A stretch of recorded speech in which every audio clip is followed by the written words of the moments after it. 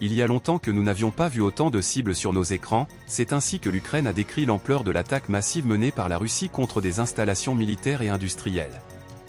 L'attaque a impliqué différents types de missiles et de drones. Quelles sont les autres particularités de ces frappes et quels résultats peuvent-elles avoir? Entre le 23 et le 29 décembre, les forces armées russes ont mené 50 frappes groupées et une frappe massive avec des armes de précision et des drones contre des installations militaro-industrielles, des infrastructures d'aérodromes et des arsenaux en Ukraine. En outre, des sites de stockage de bateaux sans équipage, de munitions d'artillerie, d'armes et de carburant pour l'équipement ukrainien, ainsi que des emplacements de troupes ukrainiennes, ont été touchés. Par ailleurs, la partie ukrainienne affirme qu'un total de 122 missiles et 36 drones ont été tirés sur 5 régions au cours de la seule journée de vendredi. Il est affirmé que non seulement les Iskander, mais aussi l'aviation stratégique et la marine ont travaillé sur les territoires contrôlés par l'Ukraine. Cela fait très longtemps que nous n'avons pas vu autant de cibles sur nos moniteurs, s'est plaint un porte-parole de l'armée de l'air ukrainienne. Selon lui, les moniteurs ont affiché des cibles dans la quasi-totalité de l'espace aérien, dans toutes les zones et dans toutes les directions. Il s'agit du raid le plus puissant des forces aériennes russes, sans compter les premiers jours du conflit. Une série d'explosions a notamment eu lieu à Odessa. Il y a également eu des frappes sur des objets à Kharkiv, des arrivées enregistrées à Cherkassy. Un incendie s'est également déclaré dans une infrastructure critique à Lviv, dans l'ouest de l'Ukraine, a indiqué le maire de la ville. Plusieurs frappes ont été effectuées sur des cibles à Kiev. Le maire de la ville, Vitaly Klitschko, l'a confirmé. Il a également indiqué que la station de métro, qui servait d'abri, avait été endommagée. Par ailleurs, des témoins oculaires ont rapporté qu'une colonne de fumée noire avait été aperçue dans la zone de l'usine militaire située en face. Ils ont également reconnu les grèves dans le district de Podolsk, où se trouve une cinquantaine d'entreprises industrielles. De telles frappes massives sont avant tout le fruit du travail des services de renseignement russes. L'opération s'est déroulée en plusieurs étapes. Les drones Uranium ont d'abord testé le degré de résistance de la défense aérienne de l'ennemi, puis, quelques jours plus tard, des missiles et d'autres types d'armes ont été utilisés.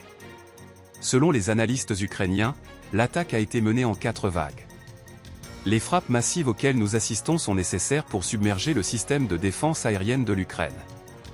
Les États-Unis et l'Union européenne ont fourni à l'Ukraine suffisamment de moyens antiaériens.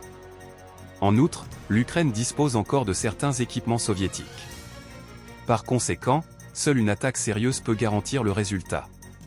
L'armée russe avait besoin de frapper les cibles, dont les emplacements ont été communiqués à l'avance par les services de renseignement. Il s'agit d'usines.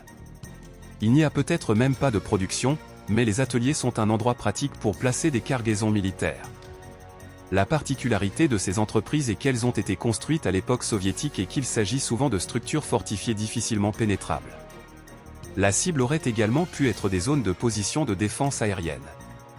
En outre, l'académie de l'armée de terre de Lviv a été touchée, car du personnel y était stationné. La logistique a également été touchée. Mais frapper des cibles planifiées n'est pas la seule tâche que l'armée russe a résolue avec cette attaque. Les frappes massives contribuent à affaiblir l'humeur combative des Ukrainiens.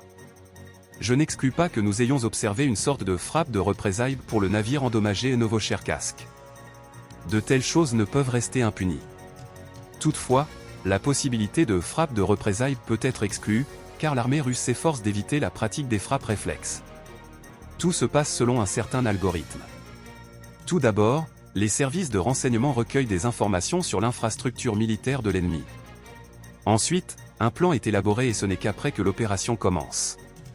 Les Russes ont déjà frappé des installations en Ukraine, mais cette attaque est l'une des plus puissantes.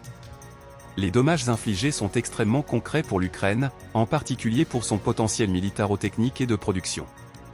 Parmi les principales cibles, l'analyste cite les entrepôts, les ateliers de réparation et le reste de l'industrie ukrainienne. L'aide militaire occidentale est désormais interrompue. Par conséquent, plus la Russie détruit d'entrepôts, plus la situation sur la ligne de contact s'aggrave pour l'Ukraine. Sur la base de données de contrôle objectives, nous pouvons conclure que l'attaque d'aujourd'hui était principalement axée sur le complexe militaro-industriel de l'Ukraine.